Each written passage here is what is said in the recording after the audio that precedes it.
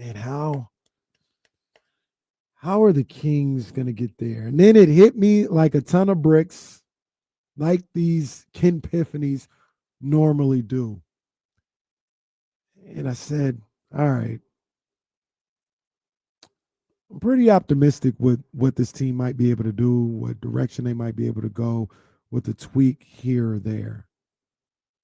But I'm looking at the roster, I'm looking at the players, and I said, wait a minute, hold on, man. Who's the best player on this team currently, right now? Some, not many, but some might say Zach LaVine, most talented player, has the most potential, all this other stuff. But the majority of people, if you ask them right now, who's the best player on the Kings, they would say Domantas Sabonis. And I sat and I thought about it, and I said, so wait a minute. Wait a minute. This guy is the best player on your team? This is the number one option? This is the guy that is supposed to lead you? He's the best player? And he's making how much money? Shout out Kyle Madsen. Big ups to him. He's making how much money? Oh, no. What? We need to move on from him. Now, let me settle everyone down just a little bit. I'm not saying that in a way that says things are Domantas Sabonis' fault or that he's a bad player.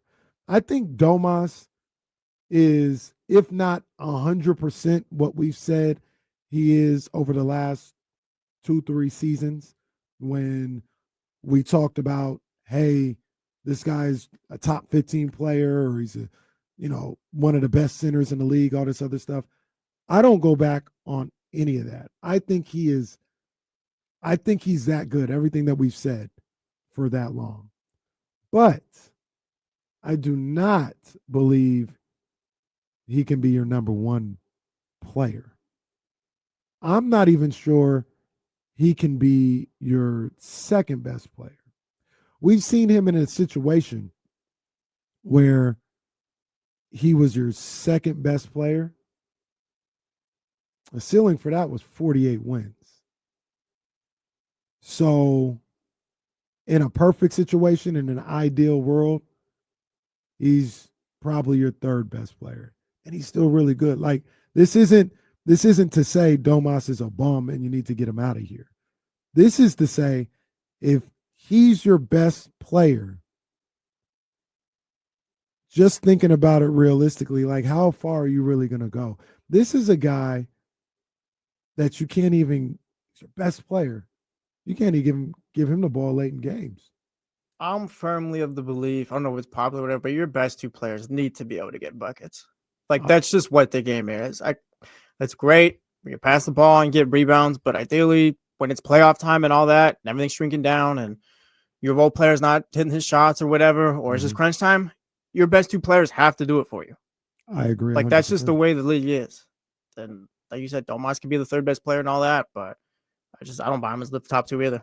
I agree 100%. And once again, I want to reiterate, this isn't I got a problem with Domas or I don't think he's good enough or nothing like that. Like, I think he's an all NBA player. Like, I think he's nothing to do with the way he plays. Really good. I think maybe he'd be miscast if you were looking at him to lead your franchise as the best player. Like, that's not who he is. Here's the other caveat to talking about trading Domantas Sabonis. I'm of the belief his trade value is closer to Zach LaVine's than people want to admit. People talk about Zach LaVine is untradeable. You can't move him, his contract, all this other stuff. I think Domas is living on that block at the very least. I disagree with you on that. So you're not alone. If the trade value is what I think it is, I think you got to deal with it. Try to put the best team around him and Zach LaVine. and try to make it work. Try to add a couple things right here or there, and see what you can do. If I'm right in that case, if you and other people are correct about Sabonis's value, where there is value for him around the league, Scott Perry has to be on the phone with all of those teams yesterday. Sabonis has a very valuable skill set in the league. What he does, like he's still a 2013 and 8 guy. Like that's great. It's just for what the Sacramento Kings need now and going forward the next few years. That just the way things are looking, how you're gonna be able to add, like that's just not this is not a top 2 guy in the Kings going forward. It's less about I guess it's about Sabonis and the Kings. It's more so it just doesn't work anymore. It's no fit here. I agree with that. And I guess to finish my point is just kind of like I think you can take Sabonis' skill set though and add it on the right contender where it's like this will take us over the top. We got our 2 guys here, but we need that kind of that third piece or whatever. I think Domas, I think it's plenty of value. I don't think anyone feels that way about Zach LaVine. Do you think you obviously answered it, so I shouldn't ask that, but you believe that there are teams that look at Domantas Sabonis, not the player, not the skill set, but the total package of some of the words he has as a player, and then 43, 46, 49 over the next 3 years, and said he's going to take us over the top. That's the difference. If Domas was making 27, 29, and so hell yeah, we got Domas, we got player A, player B, and we add Domas. We're cooking now. We can get to the finals. We can do all this. But because you're looking at that 43, 46, 49, that almost, unless you have a specific situation like maybe OKC or something like that, that almost eliminates saying like, yeah, we got our 1, our 2, and we add Domas. Because with that contract, trading for him, you probably got to give up one of those 1 or 2s. So do you think with that price tag that the market is what you think it is?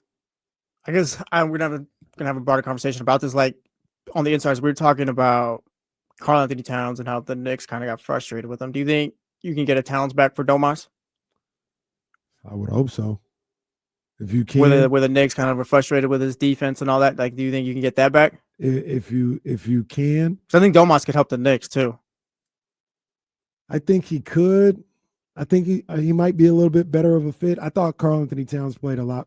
I wasn't close to it, but I thought he played a lot better for the Knicks than people gave him credit for. I think Tibbs had an issue, or Tibbs was a little bit of an issue with just getting the most out of that team. But if you think Cat was the issue and you're ready to move on from him, a player like Domas would be what you're looking for. A guy that doesn't necessarily need to score the basketball or need the bat. Well, let me pause on that, because that's also an issue. It's starting to feel like Domantas Sabonis, to be effective, needs the basketball. Well, if you want to go away from the Jalen Brunson ISO that you do for 48 minutes, like, yeah, that's where you work through Domas and you have something else that works. Maybe I have another question. Yeah, I have another question too when you're done. No, go ahead. Is Domas so hard to trade because they're trying to win now still? If that's the plan? Like, what if it was a rebuild and it's like, we'll take on 3 contracts or whatever that make up Domas and all that, but we want 2 first-round picks. Do you think that's an easier way to move off of Domas? Maybe so, but it probably is an easier way to move off from Domas. Because if you're looking for like just trying to win now, then yeah, like we can talk about Towns all day and stuff like that. But I feel like that also makes it difficult to move them if that's the direction you're trying to head to. That's a good point. That's a good point as well. And that's the direction that I'd probably be leaning towards, is trying to use this Domas trade as a jump start to being good, as opposed to a reset to being good. Reset, in my mind, when you use a reset, you're talking, all right, we're just going to go back about 3 years on the timeline. Jumpstart, we about the same place. We may be able to catapult from here. That's my mindset with what I'd be looking for. to trade Domas. And what I'd be looking for, simple, is a young point guard. Is a young point guard. And I've got my eyes squarely set on LaMelo Ball. He doesn't. It's a risk. It's a risk. Matt George was talking about you can do the picks. Like, I would do the deal for LaMelo Ball. So I was listening. I'd be pretty, I don't know, not nervous. I don't know what the right word would be. Nervous. Nervous is the right word. I concerns, think. But I think nervous is the right word. It is not a lock that this is the right guy or he's going to fit the way you need him to lead this franchise or help lead this franchise. But I was listening to the Locked On that Matt did with the guy from Charlotte, and he said you're starting with 3 first rounders. I don't know if that includes, like, you can make one of them a swap or something like that, but you're starting with that. The other thing that you're doing, because when we talk about trades, I think I do a good job of, because we got the trade machine. I like the trade machine. I know Dame doesn't, but he hates it. The trade machine is a good tool, but it's if you're using it sensibly, right? Like if you're using it the right way. And I think I do. I think I look at it and I look at these trades. I'm like, all right, but why? Yeah, it works financially, but why would Charlotte do this? And I don't know why Charlotte would take on Domantas Sabonis at this point of where they're at as a franchise. But real quick, what was the trade that was centered on that show on Lockdown? Was it Sabonis and 4 first, or what was it? I know Matt mentioned the first, but they didn't necessarily get into like the specifics. Yeah, they just said, like, if you're talking about LaMelo, you're talking about like at least 3 first round picks. That's what you're talking about. And it was almost like, I think he said specifically at one point, like, they had traded LaMelo for 2 picks and Domantas Sabonis. That's a hard sell to the fans. Like, that's not going to get it done. And I understand that.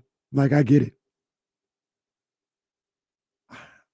So I did do one of these trades on here for Domantas Sabonis going to Charlotte. And I got it at LaMelo for Domas. I've got it at 2 first round picks. One is an outright unprotected 2027 pick from the Kings. The other one is a pick swap in 29 with Charlotte.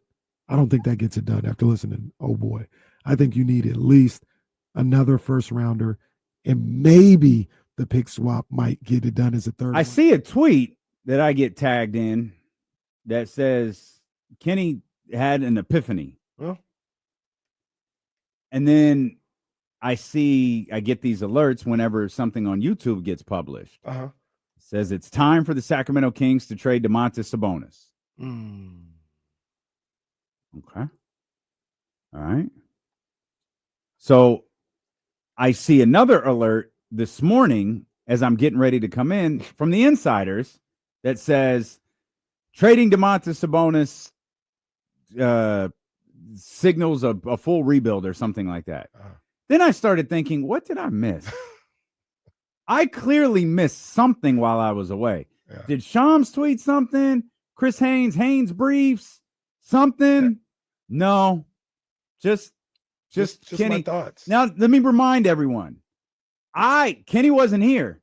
I once asked Domantas Sabonis to shoot the ball 2 more times per game. Not only did I get cussed out for that by virtually the entire chatty house, this dude came back the next day.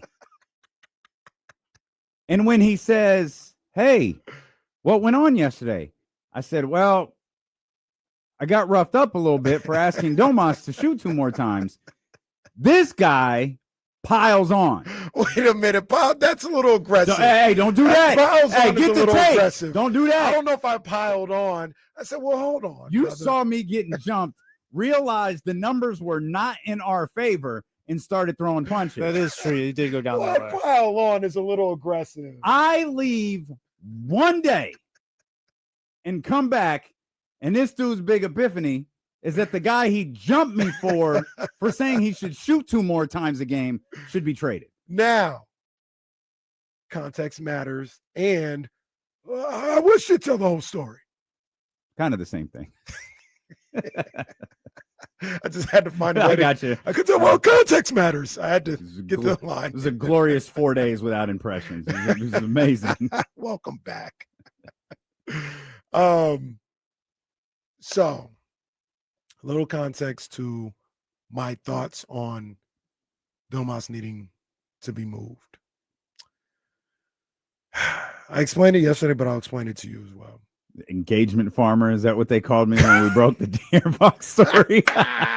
Kenny's preaching to the choir over here. What happened was I was driving back from Tracy on Saturday night. Shout out to my nephew Kevin, graduating. We were driving back from Tracy. Just finished watching the Pacers and the Knicks, and I was like, man, all right, they're good. Pacers, they turned that around real quick. They did a great job. Knicks, they did it. And how could the Kings get there? And I was just trying to figure out what was going on and how to do it. And then, like I said, it hit me like a ton of bricks. I was like, wait a minute, who's the Kings' best player? And I probably would say it's Domantas Sabonis. It's like, well, that's not going to work. Mm-hmm. That is not going to work. If he's your best player, it's just not going to work. Now, that doesn't mean he can't be on your team. And you'd be like, he can help a good team. I believe that. And I believe everything about him that we've been saying for 2-3 years. I think he's one of the best centers in the league, one of the best players in the league, for sure. I don't think he's bad by any means. But if he's your best player, you're in a bad way as an organization. So it's like, how are you going to get somebody in here that's better, like Jesse had been talking about? There's really no path to that without moving on from Levine or Domas. And here's the other thing that we talked about, I think on Friday, that I mentioned yesterday. I think Domas is a lot closer to being untradeable than people realize and than people think. I think he's closer to Zach LaVine than people want to believe.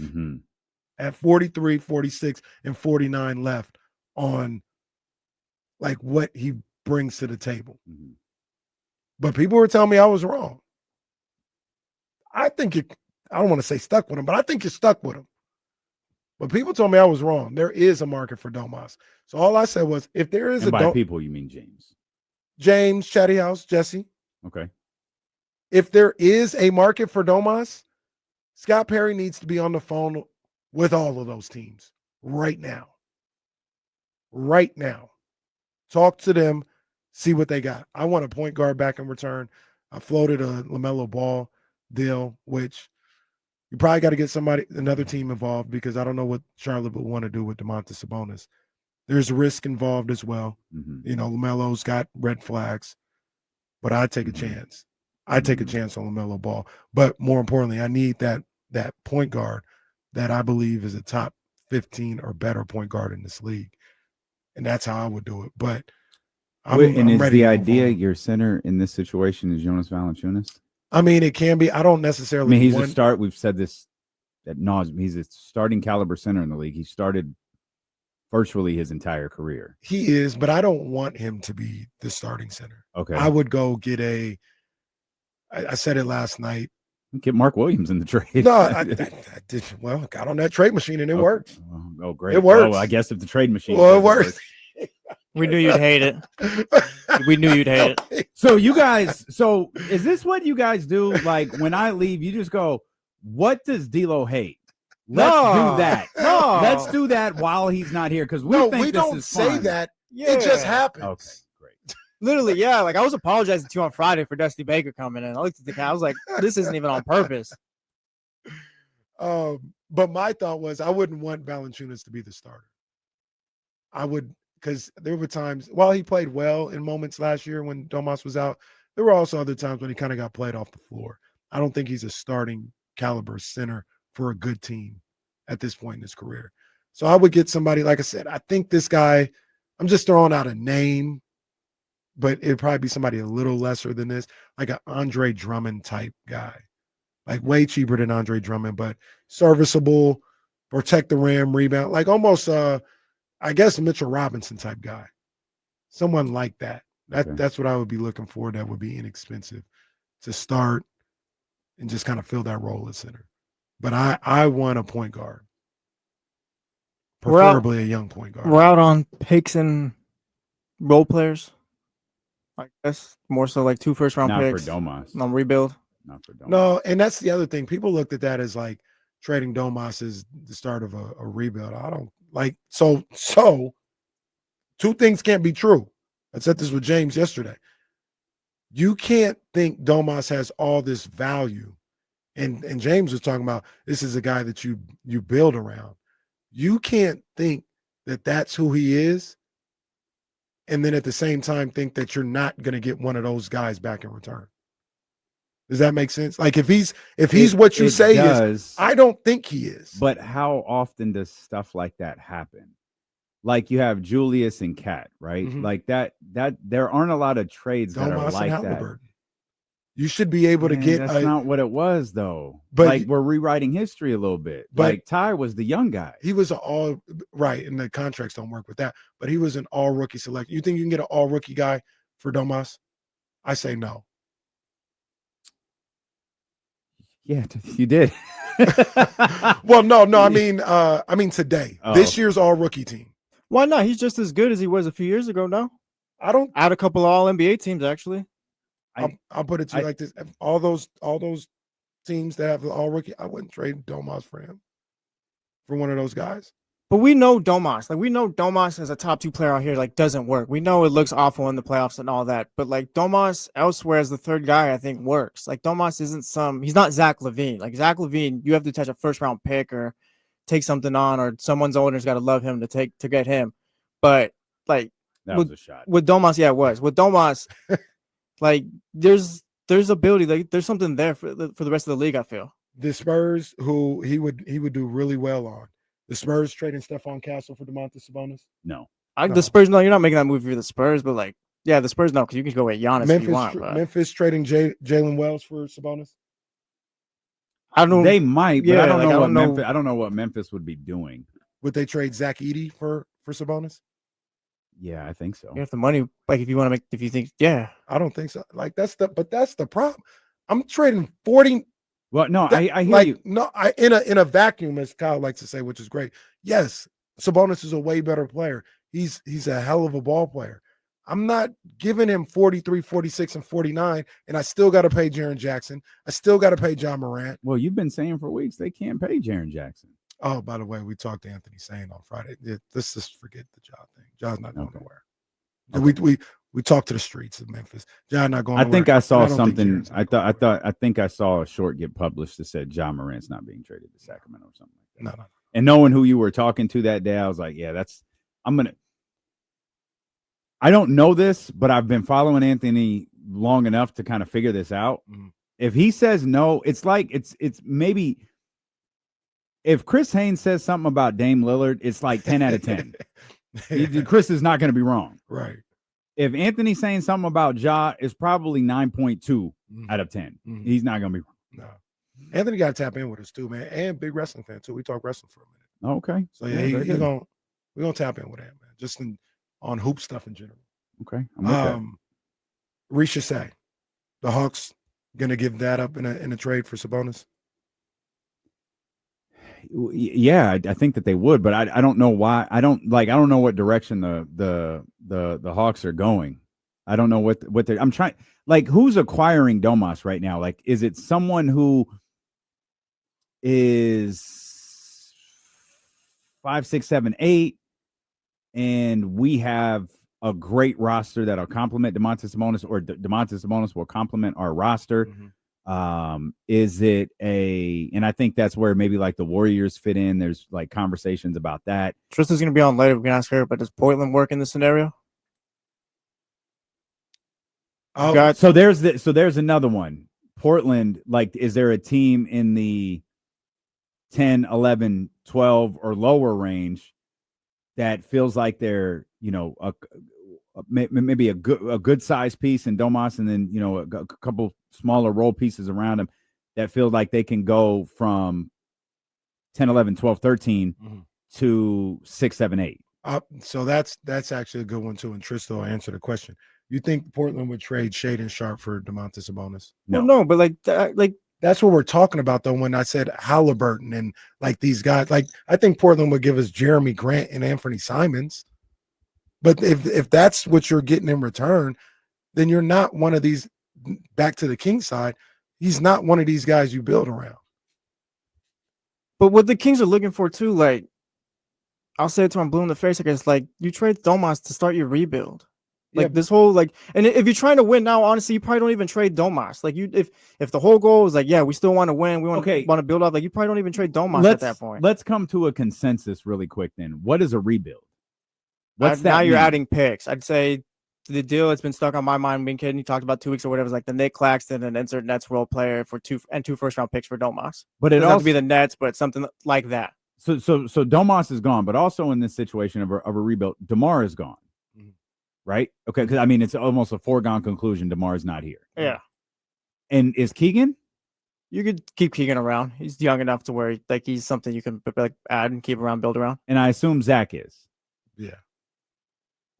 So we're going to bury our first-year head coach Doug Christie in this scenario. To me, Doug is here. Like I'm not like Doug should be here like minimum 3 years. Like no matter what, him and Scott work through whatever it is. Like Doug should not be here with an ultimatum already in year 1. For me, at least. So this goes back to the conundrum that I have or that I present to you, to these people. Number one, I'm not trading Domas to blow it up. I'm trading him. I hear you. To get a player that can help you right now. But I don't know that LaMelo is it though. That's fair. That's fair. Like maybe he is, but I'm struggling with LaMelo on this team without Domas.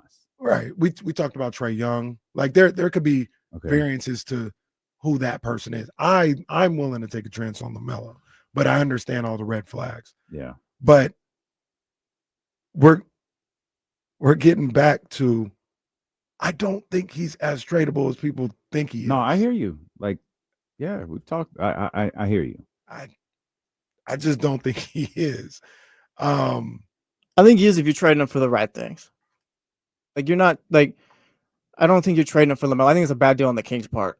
You even think somebody giving you 3 first-round picks for Domantas? I said 2. I said 2. I think they'll do 2. 2? Yeah, I said 2. I think you can get 2 out of Domas. You think for Domas? And only a certain amount of people can get these players, but they'd rather give you 2 for Domas instead of 2 for Cat if he was available. Like the market is going to be where there's other people. Might have just changed. We'll come back. Hold on. We'll come back. Okay. Can't leave for one day. Man. You know this, but you choose to still. You know how it's going to go. I do. It's like being upset at a 4-year-old for drawing on something over and over and over and over again. Yeah, you had me, Kenny, the crayons. Wall's going to be drawn on. That's it. At some point, it's my fault. And I get that. I understand. You're not Sabonis, Darius Garland. Like, yeah, he's a pick, but people say he don't play defense. Trae Young, who I like. Yeah, I like it. He's a small guard who doesn't play defense. Drew Holiday, you guys want defense and all this other stuff. Y'all said he was too old. So you guys have to, we're trying to figure this whole thing out. Be real with yourself. Shout out TC. And find a realistic. I'm of the belief you're going to have to take a chance with somebody that you get, whether that's LaMelo, Trae, get Ja, because he's not going to be available. But even if he was, there's a gamble there. He's another guy that's been injury prone. You're going to have to take a gamble. I don't see a path where you're getting this sure thing, this SGA, this Tyrese Halliburton, Jalen Brunson for Sabonis or anybody.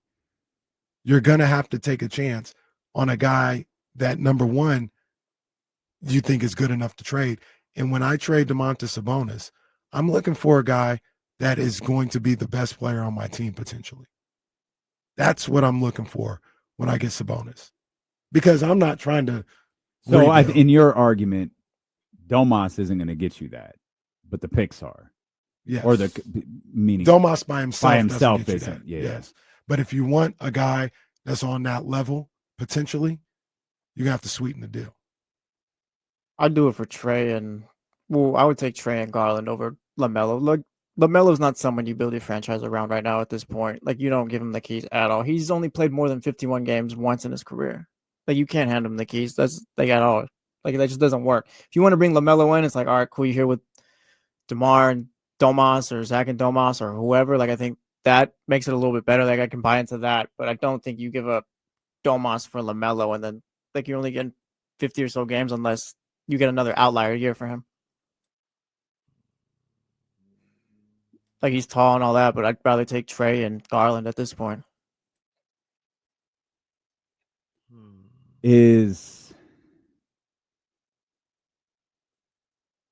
So how different are Trey and LaMelo at the point guard position?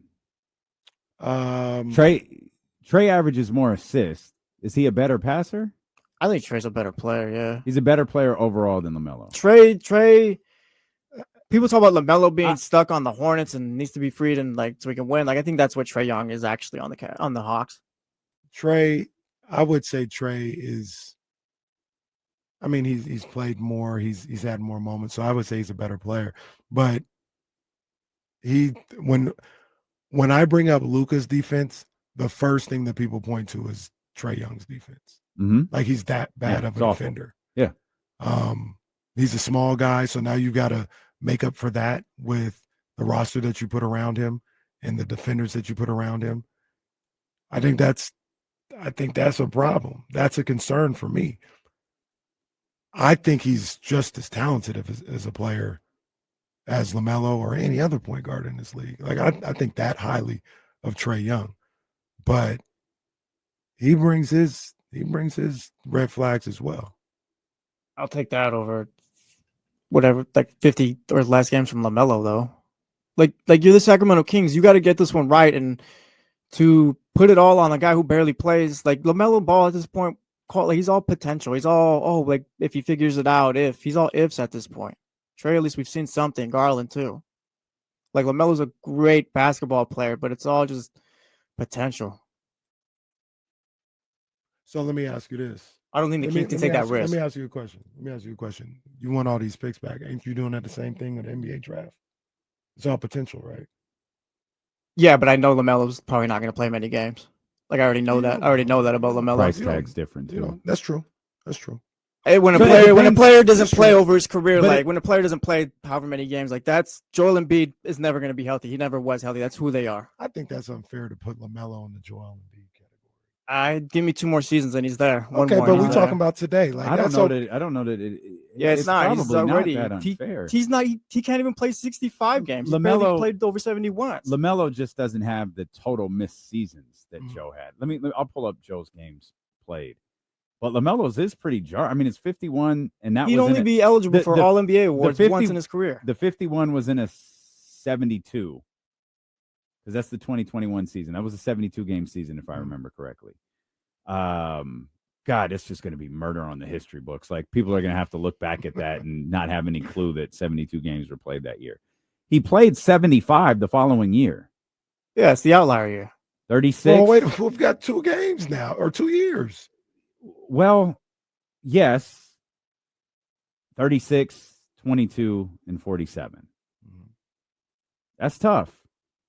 The difference with him and Joe, I mean, obviously, Joel's played longer, but he has like DNP seasons.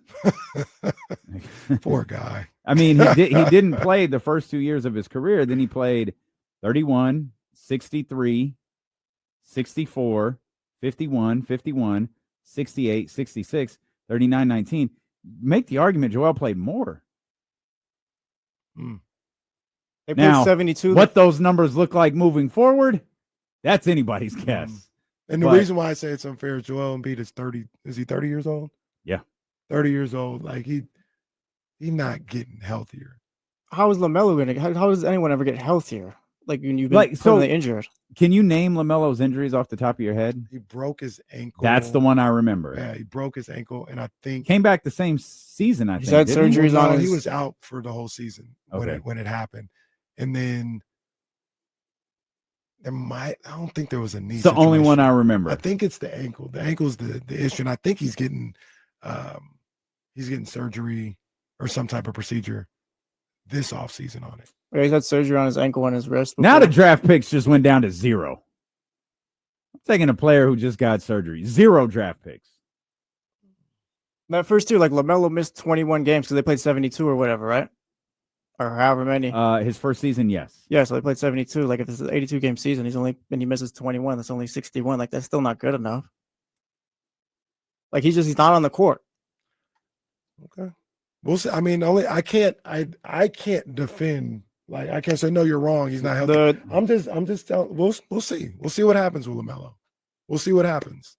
If you don't want to take a risk on him because he hasn't been healthy, it's completely understandable. I just don't think too. Like the Kings can't take that risk. I don't think another team can maybe whatever, but you're the Kings. Like you have one shot if you're still trying to win. Like going for LaMelo is all the risk in the world. I feel player on that team, but that they needed him. Yeah. Like the Warriors. Yeah, the Warriors needed. And you brought up something that I didn't think a ton about. Like, what if he didn't leave?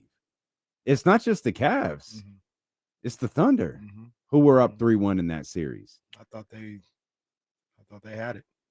I thought they were ready. Let's see what TC's Thursday trade proposal is all about here. TC, what's happening, baby? Oh, that's fine. TC. TC. Yeah. Hey. Hey, oh, my bad, man. Hey, my bad, dog. I was sitting here watching the A's game. My bad. Hey, TC, I'm sorry to bother you, man. I'm so sorry. D-Lo, hey, what's up with my two brothers? What's up, man? Hey, now look, check it out. Hey, I called it with a couple trades, right? So the first one, hey, I'm with that ball. I'm with even giving up because we got 2 second rounds next year. I give him that Charlotte second round or even our second round pick for ball. I take that flyer and sign the Tyus Jones or even sign the CP3 and use our second round pick on the boy we was talking about from Duke if he fall to us, right? And then we can get that point guard situation. And then also what you think about maybe a swap? I know we was talking about Jaime Jaquez and Duncan, but what about an Andrew Wiggins in the second round pick from Miami for DeRozan? And I was thinking about that because I'm thinking about Wiggins and Keegan, that wing depth, bro, because they both can play up and guard up. And defensively, that can be nasty. There's a lot that just went on right here. What are you talking about, LaMelo or Lonzo? Lonzo Ball. Okay. The second round pick. Yeah. Lonzo, okay. Got you. The second rounder next year, because we got 2. We got Charlotte and we got ours. That's for the point guard. And then we can either sign Tyus or we can sign like a CP and then draft a point guard with our second round pick this year, the 42nd pick. If we choose to go that route, and then DeMar to Miami for Wiggins and their second round pick from OKC. Okay. You're doing work with both of them, TC, but you're really cooking with the Wiggins one. That's interesting. That's interesting. DeMar for Wiggins and a second rounder. Think the money. Wiggins probably makes a little. You might have to throw a player in. Andrew Wiggins makes a lot of money. Player option at 30.1 in the 26-27 season. 26-27. Now I know everyone says, "Oh, he's going to pick that up." Remember, there is an agent strategy to this. We just saw Rudy Gobert do it a few years ago. You take that, you take that opt out. You signed a longer term contract, even though the contract, use the NFL buzz term, average annual value is less. It's still more money over the course of 3 years or whatever. But he's due 28.2 this upcoming season at the age of 30, and 30.1 next season in a player option at the age of 31. That's Andrew Wiggins. Wiggins might work. Like I've always liked Andrew Wiggins, but I feel like Wiggins is I either like him. I don't think anyone loves him. I like him or I hate him a lot. Put it in a trade machine. It does work financially. Well, great. I'm so happy we have this trade machine here to make sure it works. Doesn't know the money works. Financially, it works. Miami would want DeRozan. Would they want to give up Andrew Wiggins? I'll rewind. I jumped ahead. I think everything we hear is they have interest in DeMar DeRozan. Well, they certainly did last year. Mm-hmm. Now they don't have to worry about, because it's a trade versus a sign, Mm-hmm. they don't have to worry about cap and stuff. Like you can make the move, and DeMar's contract is, with the player option looming, at least DeMar's contract is certainly more attractive should you want to figure something out, the year after. Right. DeMar is far more attractive in that regards than Andrew Wiggins is. Pat Riley said in his end of the year press conference that he wasn't opposed to trading for an aging star. I had to imagine that just didn't mean KD or something like that. Mm-hmm. Mm-hmm. We've got allegations, as Rick Ross once said. Ricky Rose, they said. Yeah. They both said it's plagiarizing Will Z. Oh, I saw Carwin had to throw a message in there too. Yeah. TC, where are you getting these trades from? Will, if you're free tomorrow, I need you to come on the show and defend yourself. Or not defend yourself. Come on and give us your trade proposal. Will Z says it's all good, but I don't know, man. We got to hear from you, bro. It's like, yeah, no, he did, but haha. I didn't see Will post that article. I hadn't seen that one either. I literally have Will on push notifications, so I'm not sure how I missed that one. I like it, though. I like it. Yeah, this is all alleged, by the way. We don't know for sure. Oh, you got something? no, I just Will wrote another article.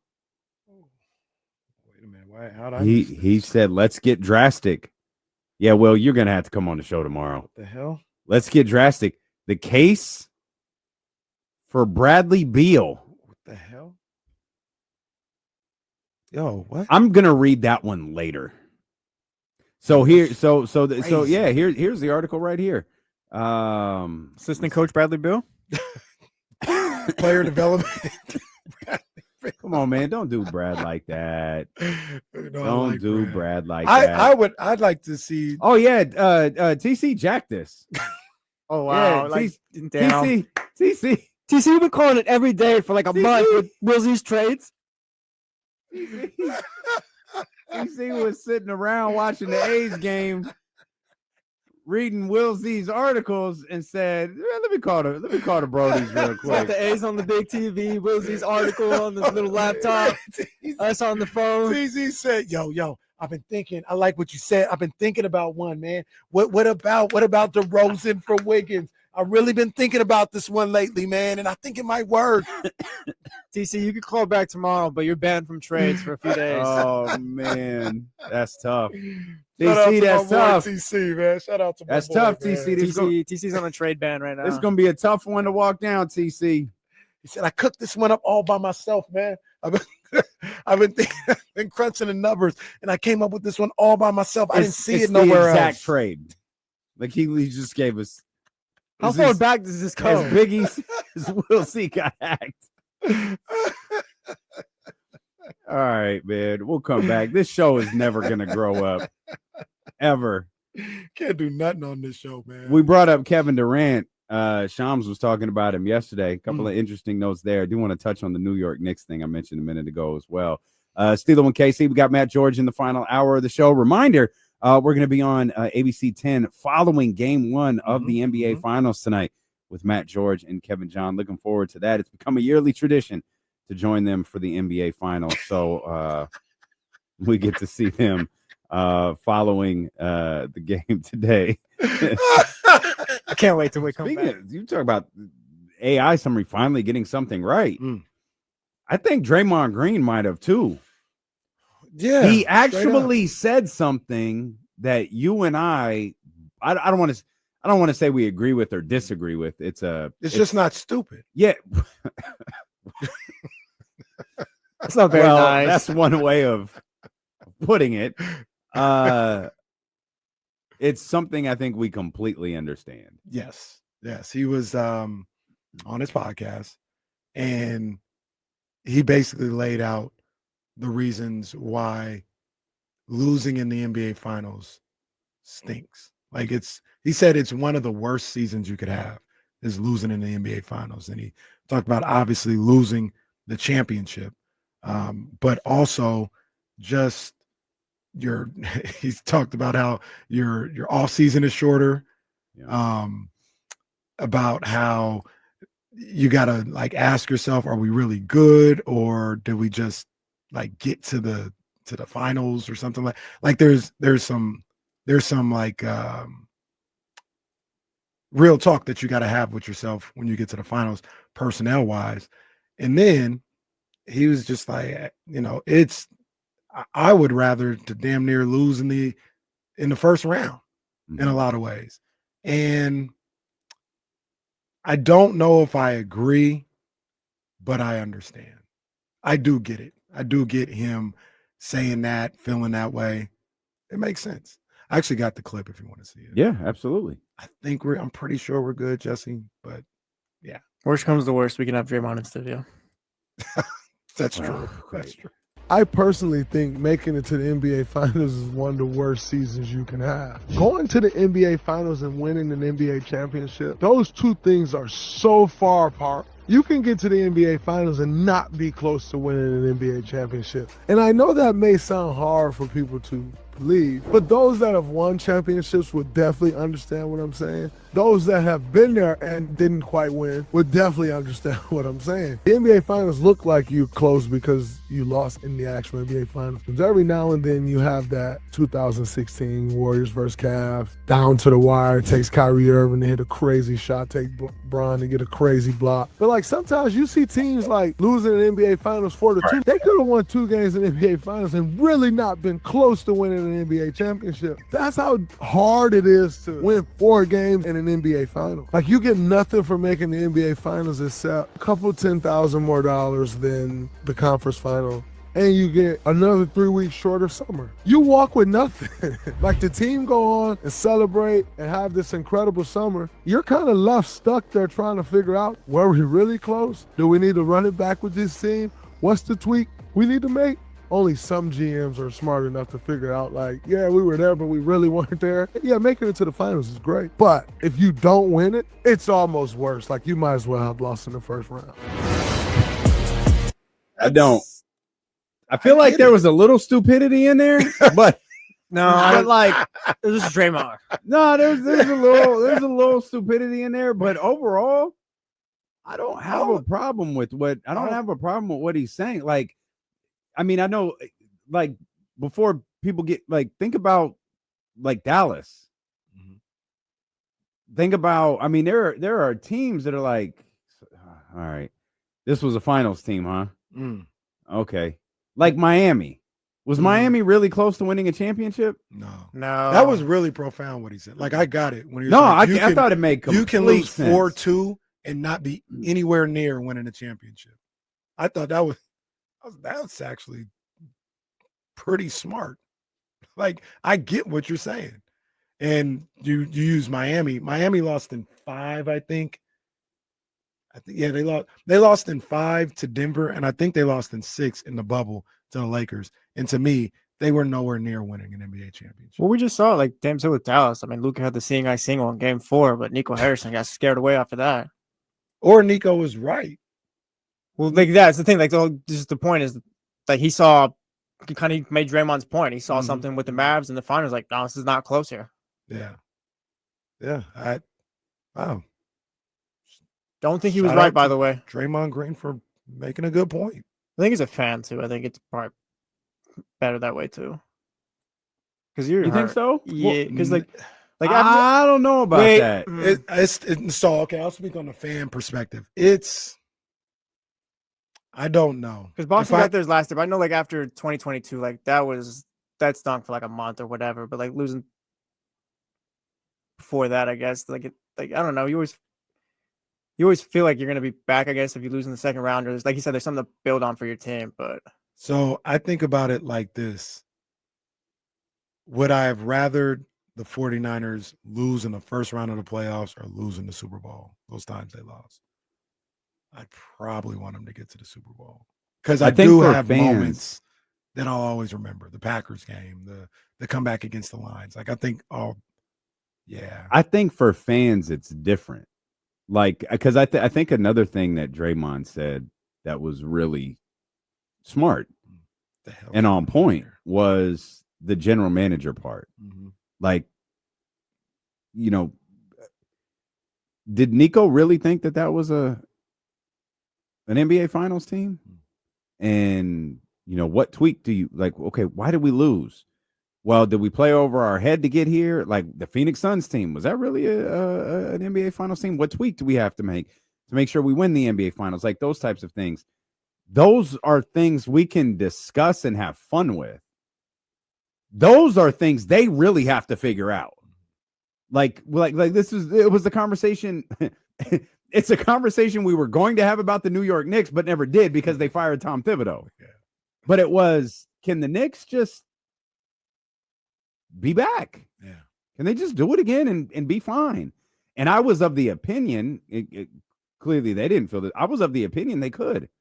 I absolutely thought a Tom Thibodeau New York Knicks team as constructed could be right back where they were last year, potentially a series further along.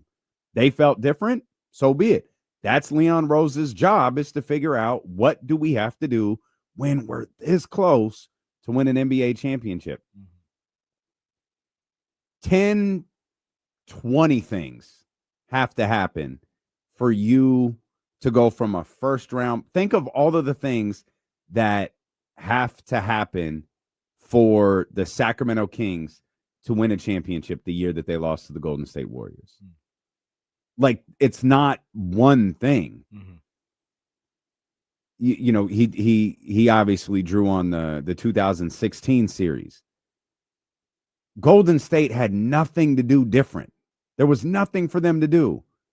They got ice cold at the end of the game. Kyrie hit the shot. LeBron had the block, and Kevin Love gets to stop. Lockdown defender, Kevin Love. Lockdown defender. The claw. But Kevin like, Love. but if you're Joe Lacob, if you're Bob Myers at the time, you're not going back like, okay, guys, what do we have to do to get back here next year? Well, they did it. Mm-hmm. To their credit, they were able to do it the next year. They're like, oh, I know, let's go get Kevin Durant. It worked for them. But like, had they not, like they probably felt like, we're probably pretty good to get back here. Or in that scenario, Bob Myers and those guys are looking at like, OKC let us off the hook. Cleveland had kind of figured us out. That's how I feel. We have to go get Kevin Durant. That's how I feel too. We will kill two birds with one stone. We'll get OKC off our back, and we'll have what we need to beat Cleveland. And that might even have been controversial in the front offices of the Golden State Warriors, because somebody might be like, we just won 73 games. We were a minute away from having the greatest statistical season the game has ever seen, ending it with a championship. What do you mean go out and get this guy, mess with and tinker with all this other stuff? It's a little easier when you're talking about Kevin Durant. It's not like you're talking about a random player. But that might have been the case as well. Like, somebody's like, "No, don't mess with this," and Bob Myers is like, "We ain't gonna beat OKC next year. If we and maybe they have intel, they talk. If KD won't come to Golden State, he might just stay for another year, and we're not gonna beat him. So we gotta pounce on this." And they made those moves. So yeah, I salute to Draymond Green. That was a great point. It was. That was a great point. Yeah. What do you think? And I don't have to. What do fans think? Like, you would rather, you say you'd rather have the 49ers Super Bowl losses. I'd rather have the finals or Super Bowl. I'd rather have the championship loss. Mm-hmm. Yeah, I'll take it back. I was wrong, by the way, on my take. Because not a right or wrong. Well, because it's like I was comparing 2022 to the Knicks loss this year, but it's like I have them winning last year to kind of comfort that. But thinking about it before, like it was tougher because it's like you lose in the second round. It's just talk of, oh yeah, they're not going to get there. Break it up, and then you finally kind of get to the finals. You lose, but it's like see it works. Yeah. Yeah, so I take that back. And it's just, I also take it from a perspective of, and this is also kind of tough too because you didn't finish the deal, but a lot of memories from these teams. I'm thinking specifically the 49ers teams that during those playoff runs that you had that are some of the greatest moments in 49er history. You go back to the Jimmy G year, that game against the Saints, and winning that game, last game of the season, beating the Seahawks. Remember where I was for that, how hyped I was. And, you go back a couple of years ago, beating the Rams on the last game of the season, beating the Cowboys. Yeah. And like you have all these memories. Which time? That's a good point. I mean, take your pick. Yeah. Take your pick. But you have all these moments that they're a little rained on a little bit because you weren't able to finish the whole thing, but great moments nonetheless, man. Great moments. Remember where you were at. Remember how you felt. I think I'd rather have that as opposed to no disrespect, but like Cleveland Browns. Like they just hadn't even won anything for a while. You used to be able to say that about the Detroit Lions, right? Like they just haven't done anything for decades. I don't think I'd want that. I feel like you can still say that about the Detroit Lions. Well, yeah, have they won a playoff? They won two playoff games. Yeah, I mean, 2 playoff games in the last 2 years. We're not there yet. June 5th. It's just for fun. Lions back next year. Back like one seed, all this like a 12, 13 wins. Maybe. Yeah, that's a fire take. That's that's fire right there. You come here. That's beginning of the month. You're home of the National Football League. Stilo and KC on ESPN 1320. Eddie Gonzalez with us. He was like, man, sorry I missed last week's show. I was like, man, it's good, bro. I was in Vegas. It didn't bother me a bit. I was out there. there Had a fat Tuesdays in his hand. Fight. He did not care. Oh man, I was out there to see your boy. I know you're not a fan, man, but Kendrick and SZA put on a show, bro. I keep hearing that. I'm not gonna lie. I keep hearing that. I know that's not your bag, but whew, that show was spectacular. I enjoyed the last SZA tour. I love SZA. I always will. But I definitely keep hearing that the show is crazy. Nah, SZA, like I told KC when I got back, like this is the gold standard for a stadium show. Like you put 2 headliners on a show and let them go back and forth the way that they did, like intertwining their sets together, and 2 just dramatically different sets where like SZA performs like the only way I could describe it is like a rock star. She is she's fire, man. She is absolutely amazing. The only complaint I've heard about the show, only real complaint, is that it was too long, which if you're a fan of both, even if you're just a big fan of one, a concert that lasts too long is never a bad thing. You enjoy that every time. Yeah, I mean, it was 3 hours with those 2, and that's not counting Mustard's open that's went for about 35, 40 minutes where he got everyone, pretty turned That's up. your money's worth though, man. That's one of those things. Yeah, and that concert wasn't cheap, so I'm glad it didn't end early. Yeah, that concert was not cheap. Man, there's a lot of things I want to talk to you about. What did you think about last night? Man, I won't lie. Like third quarter, it's just constantly been this like 11-point game. I'm watching a lot of Lou Dort. I'm watching a lot of Obi Toppin. I'm like, I'm turning into a hater. Like, man, I need the super teams. I need that. I was on that, right? Because I'm like, this don't feel big. But the fourth quarter is starting nodding up. And there's just something about the Pacers. They're just relentless. And we kind of know it now. So we keep our eyes tuned to it. We're waiting for the big push. And they would chip away 6 and then go back to 12 and then 4 and then go back to 12. And they're at 4 a bunch of times. But there was a tension late in that fourth quarter. And I got worried because they both got in the penalty like 4 minutes to go. And I'm like, oh, we're going to hit a free throw fest. But there was like a tension. There was like a apprehension from the players and aggressiveness that was like, okay, this is the finals. Like, yes, it's not Steph and KD versus LeBron and Kyrie. Yes, it's not Kawhi. It's not Giannis. But this is the finals. So that last 4 or 5 minutes, incredible. And obviously that shot is one of those things like when it happens, we tend to be a little hyperbolic. But that was an all-time great shot. Like there's just no way around it. It was a legendary shot right there in the moment. You salute to Tyrese Halliburton. And we're at the point now where like, look, they have 3 more games to win. But his ascension is the story of this playoffs, this season, really. Like, this is how we'll look back at this season. And his ascension into this level of just closer. I know everybody's debating the superstar or where he at on the point guard list and all that stuff. So he didn't have a great game yesterday. He had a great final 3 minutes. But his ascension to this level of player and entity that we look at, that's the story of the playoffs right now. And that was incredible. Like, you just had to tip your hat. But to me, that last point you just made kind of accentuates Tyrese Halliburton's stardom. Like you noted, bro was not good yesterday.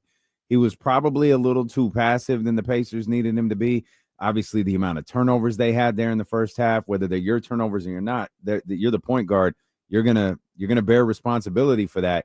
But still, I knew when that ball came off, I was screaming, "Give him the ball!" And I knew as soon as it hit his hands, it's not going nowhere. Y'all can run around the floor all you want to.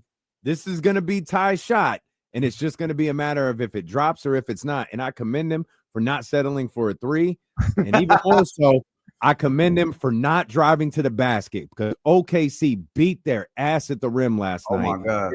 Especially in the fourth quarter. And the fact that he went DeMar DeRozan mid-range and won the game there, I thought was beautiful.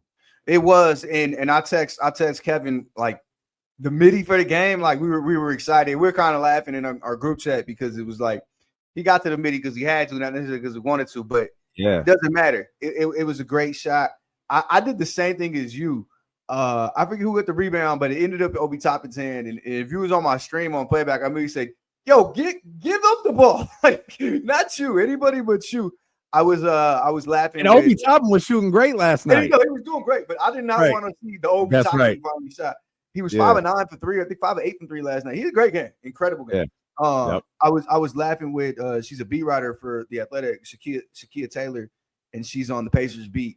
And we've been talking about like the Obi, not the Obi, the Hallie stinker in each round. He just has like a 6-point game randomly out of nowhere. Yeah. And I'm like, damn, this is the Hallie stinker. And then he finishes it like that. So working through that, getting to that mid range, like I was happy for him. Like no relationship, no nothing with him. It was just like, this is just dope to watch him go through this. You know what I mean? And I feel like this is how I'll remember the playoffs. I've been saying Pacers in 6, kind of like voting with my heart. But there's just something to their offense. Their defense is strong as well. Their defense is just as relentless as their offense. They pressure you full court. They're all over the place. I will say, though, watching that Oklahoma City Thunder defense in the first half and just how fast they are and how good they are with their hands. There's so many plays where it's like, oh, that had to have been a foul where they strip somebody low or they jump a passing lane. And then you see a replay and it's like, no, all ball. No, they just got there. The Lou Dort block. I said, that was crazy. It was just like a great play, great hand-eye coordination. He just got a great block. But man, still in the split in OKC, this opens up the possibilities of this series. Now, if they leave out there 2-0 like they did in New York, oh my goodness, we have a new era upon us in this league. See, that was you were talking about. Watching them do that, watching them walk it out. I mean, we use this phrase all the time. Tyrese used it last night on SVP. He's like, we just walk those guys down. Like we walk our opponents down. We know, if we're at 15, get to 10, get 10 to 5, get 5 to 0, and we'll go from there. To see them do that against OKC is spectacular. Yep. But to see them do it again, like if you're Mark Daigneault, you're SGA, you're the Oklahoma City Thunder, this is their marker. Like just like OKC's marker is running away with a game. And there were so many points last night where it felt like the Pacers, they hit like 4 or 5 game-saving shots. Like, all right, if they had missed that one, that would have been it. But they hit the 3. Okay, the lead didn't go to 15. It stayed at 12. It didn't go to 12. It stayed at 9 or whatever. And they were able to fend off what OKC does well. And OKC wasn't able to fend off what Indiana does well. And I don't know how Indiana has been able to do that so many times this postseason. But their marker this entire postseason has been coming back from these ridiculous fourth quarter deficits, putting doubt out there, and then ultimately winning a game. Yeah, I would love to know what their conditioning routine is for that team, what their regimen is, what they're doing in the preseason, what they do throughout the season, because they just don't tire. And, I seen a lot of people mentioning that the Thunder went 11 deep last night. The Pacers went 10 deep, and everybody contributed. Everybody had a moment. Everybody did something. They kind of remind me of this like a boxer who's stalking you, and you just can't get him off you, and eventually you're just overwhelmed, and you're just more tired than him. Or you get that in MMA too. Like some guys just have gas tanks that beat you more than their punches do, and they did it again. There was a couple plays. It was in the last, I think, minute, maybe 2 minutes. Shea tried to like dribble break down Nembhard, and he just couldn't get past him. He couldn't get a shot, and he just gave it to J-Dub and moved. And J-Dub ended up taking a terrible layup that was the play where Pascal Siakam almost got the rebound on his replay. But it was just a tired play. It was just like, yo, we need this bucket from you, Shea. And he's just like, I need it. I need a second. The shot he ended up missing right before before Halliburton hit his shot was short. It was leaning, fading, short. Yep. Those guys look tired late, and it's just at some point what the Pacers do isn't a fluke. And I think we hit that point last series. And now it's just like, this is just what those guys do. You got to play 48 full minutes. Some games you're going to have to play 53 full minutes. The Pacers are going to do it, and you're going to have to do it too. I was watching, I said on my stream, hand to God, in that first half, I said, yo, these guys have 15 turnovers, and they're not getting blown out by 800 right now. I think they're going to win this game. Once they figured out they're going to win this game, they only have 4 turnovers in the second half. They calmed down. They started hitting their big shots, started hitting their threes. Like you mentioned, some of those shots, they were hitting just timely shots late. It's like Neesmith hit a shot, was like, yo, they needed that at the end of the clock, and he just spun around and threw it up, and he made it. Miles Turner hit a bank shot that was like crazy. They had to keep it within 3 and hit a bank shot. The Nembhard 3 we keep watching, that was just like, it was just a guy like, I'm going to shoot it. Like, I don't care who's guarding me. I don't care what. I'm going to shoot it. Shea actually did a great job. Everybody's laughing at him. Shea got a good hand up. He stayed with him. He just made a crazy shot. That team is insane. And what I love about this team is they are a consummate team. It's 5-10 dudes just contributing on both sides of the court. They were attacking Halliburton late, and you could say he's the defensive weak link on that team, but everybody's working on that team. Halliburton and Pascal Siakam included. It's fun watching them, man. Like I said, I was hating in the third quarter. Once it tensed up in that fourth, it was fun watching. I'm excited for game 2 now. Yeah, you mentioned the turnovers in the first half. I had to watch, or I watched part of the game. I had to listen to part of it on the radio going to the TV studio and watching it. It's just like, man, they're just crazy with the ball right now. But you're seeing the game in like full perspective of like, yeah, OKC didn't really get anything out of that. The game just kept living around like 8, 9, 10, 11. Then I get in the car, and it's like, it felt like the Pacers were losing by 30 because every play, like every other play, they were turning the ball over. And maybe you're like processing, like audibly what's happening in this game and not recognizing that OKC isn't scoring off of this. And when PJ, I remember I went to get out of the car, like, man, what is this? PJ was like, yeah, it's a 9-point game with such and such time. What? Over 4 times. How is it a 9-point game? But for the Thunder to not do something that they did so well this season, and that's capitalizing off of people's turnovers or capitalizing off their opponents' turnovers, man, that was a huge plus. And you mentioned those 5 turnovers in the second half. That 3 ball fell at a greater rate for them. A lot of things went right for the Pacers last night, but I'd make the argument a lot of things didn't. And they have I know OKC's feeling like they could set up a good game plan for game 2. I know Indiana feels the exact same way. Yeah, that's kind of my takeaway from the game. Like, in a lot of ways, they won a game they shouldn't have. They had to pull, they had to snatch it from the jaws of defeat. Whereas the Thunder, you look at the Thunder, like we feel like we played great. Shea had a great game. We didn't exactly spread the points around. Shea had a great game. We were up big late. We were up 15 in the fourth quarter. Like, this is what we wanted. Our defense was 20 turnovers in the first half. Like, what more can you ask for at that point? For those dudes to still win that game, if you're the Pacers, you got to go, yo, Hallie will be better next game. We'll shoot better. We'll take care of the ball better. We'll be a more complete effort. But like, let's not make this a 5-minute sprint every time we play. And I like where we're sitting. And that's exactly how I'm seeing it too. And, you know, I'm sure the Thunder are like, look at what they had to do to beat us. The Pacers are like, look at what they had to do to be close to us. Like, you know, look what they had to do for 38 us from SGA last night. So it's fascinating. I'm super excited for this series, like way more than I was in the middle of the game. And one thing, like, to get on my pedestal real quick, all this small market, big market, superstar. I don't know why we care about that stuff as basketball fans. Like, I don't know why we turn into marketing experts and we do this, that, and the third. It's weird to me.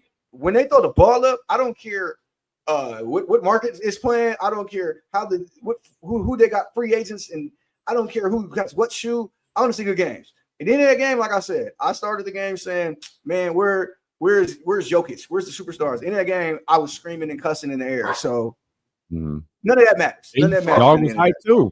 Yeah, Dog was hyped for the game too. It just did the New York thing where it just started raining out of nowhere, like pouring. And he's like, what is this? He's supposed to be doing that out here. Ain't supposed to be doing right. that. You mentioned your boy a minute ago, KD. For some reason, he was in the news this week. Not him specifically, but his name was out there. And your man Shams Charania said there's 5 to 6 teams who have expressed interest in Kevin Durant. I'm sure the number is a lot greater than that. What's this offseason look like for KD? Because it seems to be he's not going back to Phoenix.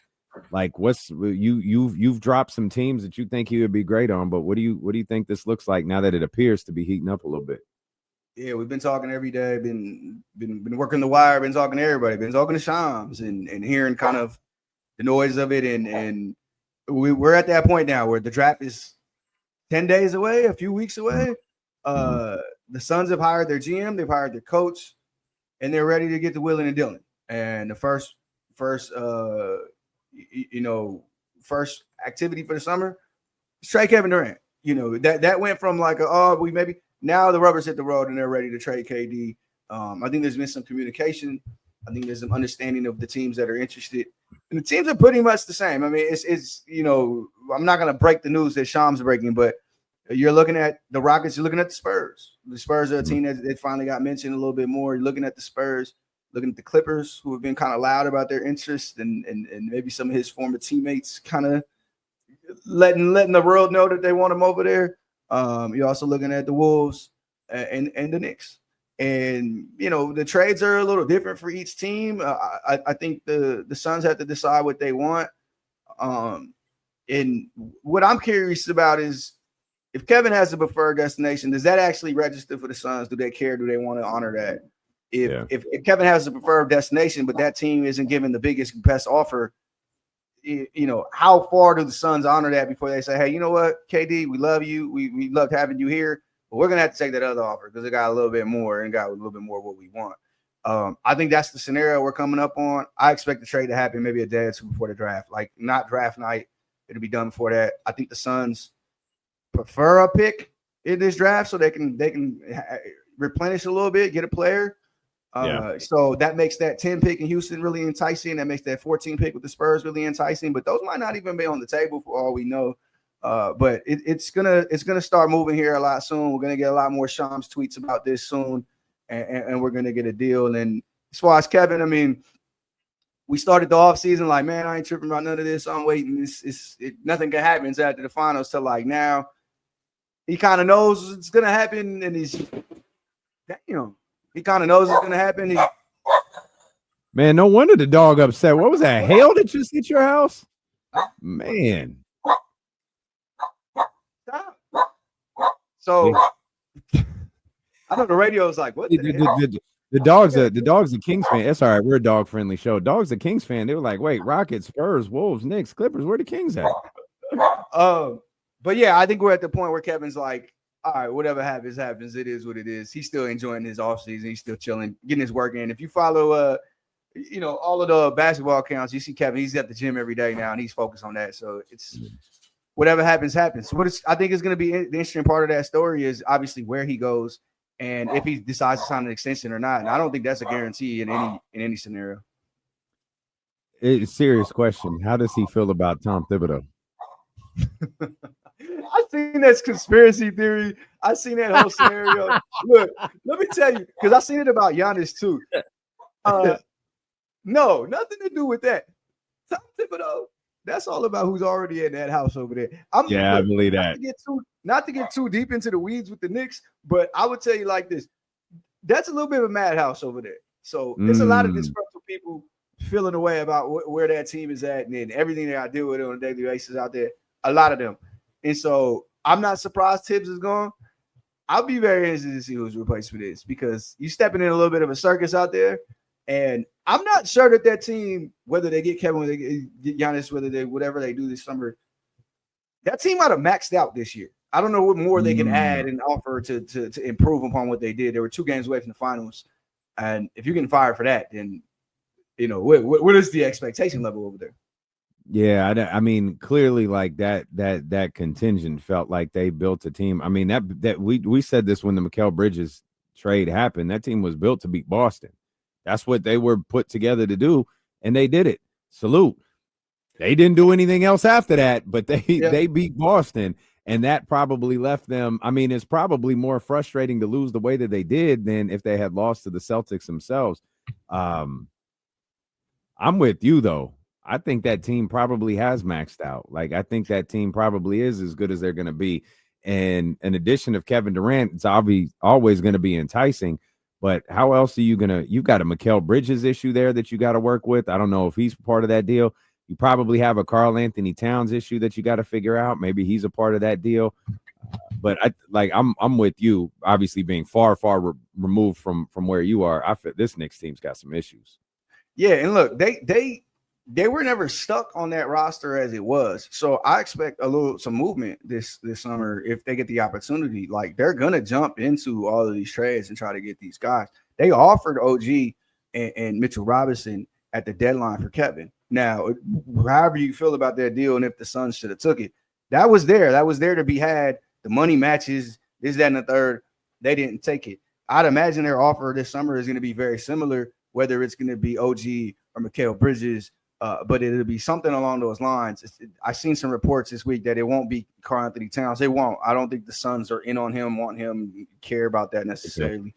Giannis, that trade, that probably would center around Cat if Giannis does decide to get out. But Giannis is probably sticking around, waiting to make his decision, waiting to see what the Bucks are going to do. That's going to carry on throughout the summer. But I'd expect some changes there for sure. Mikal Bridges is extension eligible. He's, they're trying to figure out what his fit is there. If he fits better at another place, he's got a ton of trade value. They traded a ton for him. But yeah, I expect some movement out there in whether it's KD, Giannis, or anything else out there. I think they're going to do some shuffling. I always said I was going to die on the Mikal Bridges hill. I don't think I want that death anymore. I don't know. I loved Mikal. Like after Phoenix, like I thought he was going to emerge to like a A1 player in Brooklyn. It's like, all right, he's there alone. Like he's gonna show like he's that dude. I don't know who he is as a player. Yeah, and I think, I think, look, playing with Brunson is tough. He averages like the most touches and ball handling minutes in the league and all these stats about basically he has the ball more than everybody. And playing with a guy like that is tough. And for Mikal, that limits your role. That first couple months in Brooklyn, the honeymoon phase, I thought the same thing. I'm like, oh, he's a little bit better of a creator than I thought. He can get his shots a little more. Like, maybe there's something here. Maybe he's a 25-point per game guy who can play defense. That all tailed off the next season, and you had to do a little more, and it didn't work as much. Same thing with the Knicks. Like, I always thought he could offer them a little more. He's had some great games. He closed out some great games in these playoffs. But it's going to be tough to get that opportunity next to Jalen Brunson, a player who just operates with the ball that much. And this isn't Jokic style offense where, I touch the ball every possession, but we move it and the ball pops a little more. This is a dude dribbling on the right corner in the right wing and working his way into the paint or whatever shot he wants for 15 to 20 seconds of possession. That's a little different and a little frustrating. But I'm with you. Like, there's some talent there. 5 first-round picks, 40 million a year talent. I don't know. I might be getting off the wagon at that point too.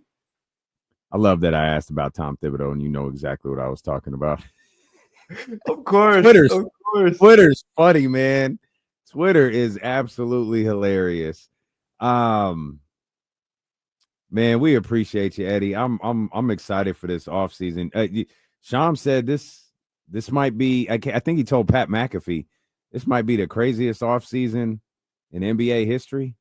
Yeah, you in on that? You see a lot of names that could be potentially moving. We don't have no clue how the Celtics are feeling about their upcoming season. We know they want to get under the tax. They want to shed some salary. You know, it's almost a given that like somebody like Drew Holiday is gone, but could they possibly move Jaylen Brown and stuff like that? And then you move all the way throughout the league. Trae Young has been rumored for forever. Ja Morant is in a situation where they're about to pay Jaren Jackson, and can they have all that salary over there? Zion Williamson is another one who is a possibility. Like, you know, they're going to test the waters. They're going to see what they can get. So many different guys. And then obviously you have Giannis and KD at the top of that, and they kind of shift everything after those first two dominoes fall. I think it is going to be a hectic offseason. This is where you kind of make your bones as a team, and you know, all of that small market stuff. You look at how these two teams are made in the finals. Some big trades for both, and some great drafting for both, and then a couple of little shrewd free agency pickups. So like, there's always room to make money in this league and to pick up some talent. And I expect a lot of movement this summer for sure. Yes, sir. No doubt. Eddie, we appreciate you as always. Thank you, my brother. Yeah, hey, sorry about Mother Nature and this fat dog, but it's good to see you, my man. I'll be back next week. I ain't missing my email again, man. My fault. No doubt. No doubt. It's all love. We appreciate you, my man. Have a good weekend, bro. Eddie,